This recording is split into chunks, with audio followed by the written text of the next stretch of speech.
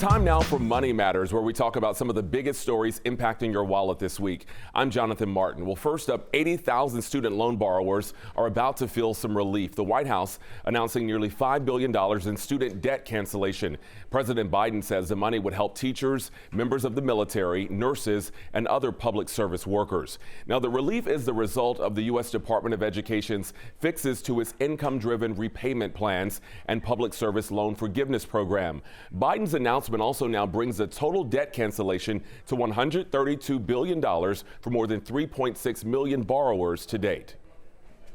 Right now, gas prices in Metro Atlanta are holding steady after the 30 cents a gallon jump we saw earlier this month. The return of Georgia's gas tax has a lot of us now hunting for cheaper ways to fill the tank. 11 Alive's Jerry Carnes has a few tips that might help you save some money.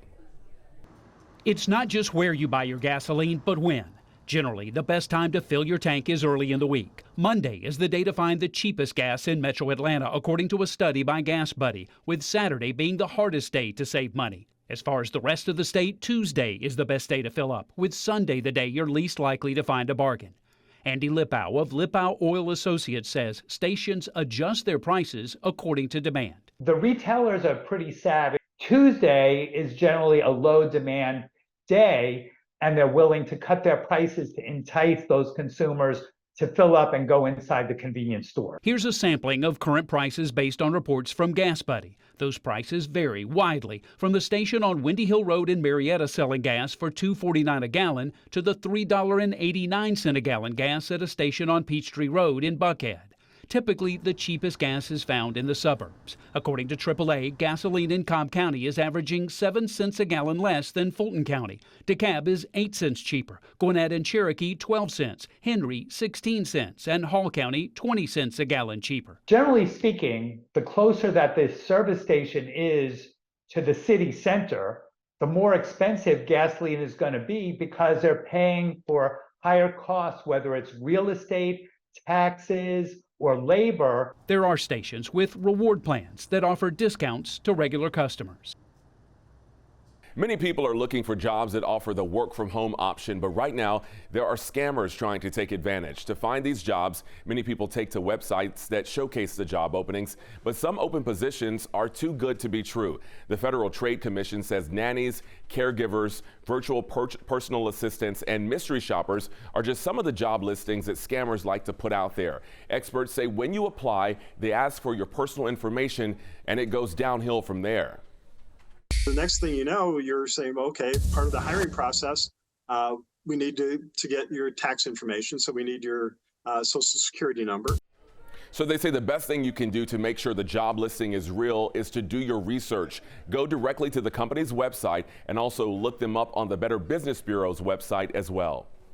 When money gets tight, some people consider dipping into their 401k, but experts say that could backfire. Gordon Severson explains what you need to know before you take money out of your retirement account.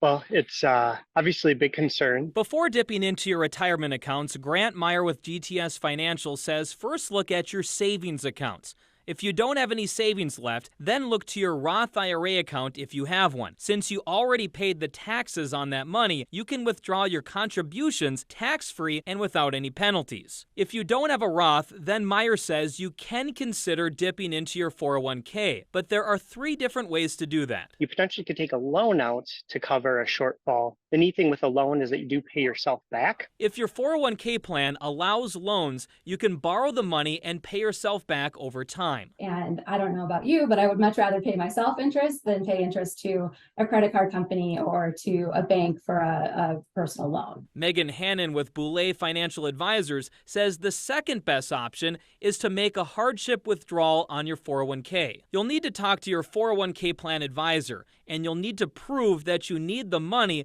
due to an emergency, like major medical bills, a death in the family, or you're about to lose your home. It is something to be aware of and something to consider. With the hardship withdrawal, you still have to pay taxes, but in most cases, advisors say you can avoid the 10% early withdrawal penalty. Which brings us to your third option, taking an early withdrawal, which comes with taxes and penalties. And with all three of these options, advisors say you're possibly jeopardizing your retirement. That money's not in the market, so you're potentially missing out on investment returns of your retirement savings.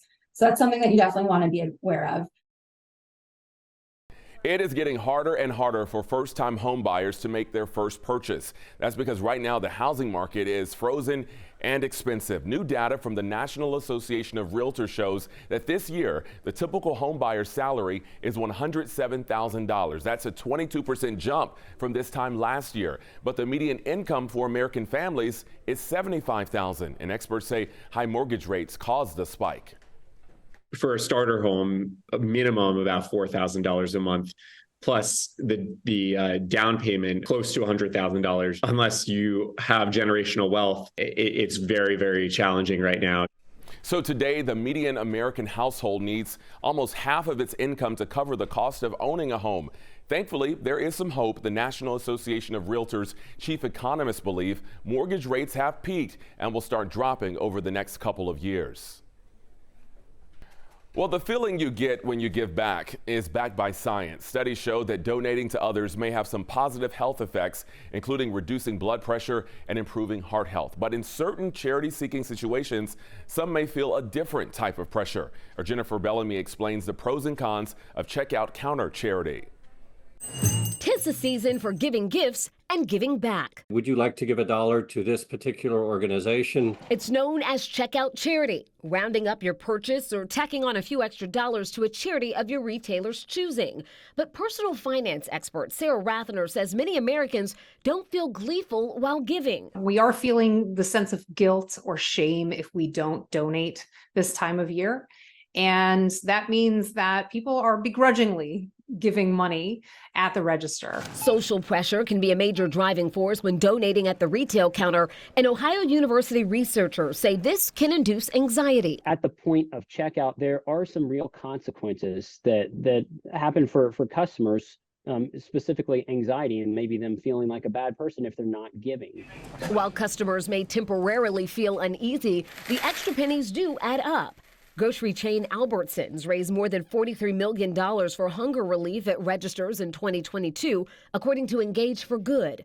But financial experts agree a polite no is okay. Know what you care about, know who you support, and then even say, you know, I support the environment, and this particular cause is less pertinent to me. And if you don't have cold hard cash to donate, there are more ways to give back. You could look into volunteer opportunities. A lot of people volunteer around the holidays, but those needs for volunteers exist all year round. If you are married or in a long-term relationship, at what point did you and your partner have an honest conversation about money? Well, it appears Gen Z and millennials say that talk should happen way sooner. According to a Northwestern Mutual study, nearly a third of Gen Z adults and 40% of millennials say it should happen before a relationship gets serious. Now, these generations have experienced several sides of the market, from the recession of 2007 to 2009 and, of course, the COVID pandemic. Researchers say although it's not the most important thing in life, money has a significant impact on a relationship. Well, across all generations, 72% of Americans believe couples should have the money talk before they live together. Over a third of Gen Z couples say it's hard to talk about splitting expenses when you have different incomes. And about a third say they have different financial risk tolerances, making investing pretty tricky. Well, we are in the final days leading up to Christmas, and this year many of us are shopping for the perfect gifts on our phones or laptops, but that convenience can also come at a cost if you're not careful. The director of privacy innovation at Norton suggests using a credit card to shop online rather than a debit card. You are buying something with a credit card, there is some fraud liability protection, and the debit cards do not have it. He also says it's important to be cautious of websites with names similar to major retailers or businesses. For example, if you see a typo in the domain name, you should stay away. It's also a good idea to set up alerts with your credit cards or bank for any suspicious or potentially fraudulent activity. Now, even with the holiday discounts, remember the saying, if it sounds too good to be true, it probably is.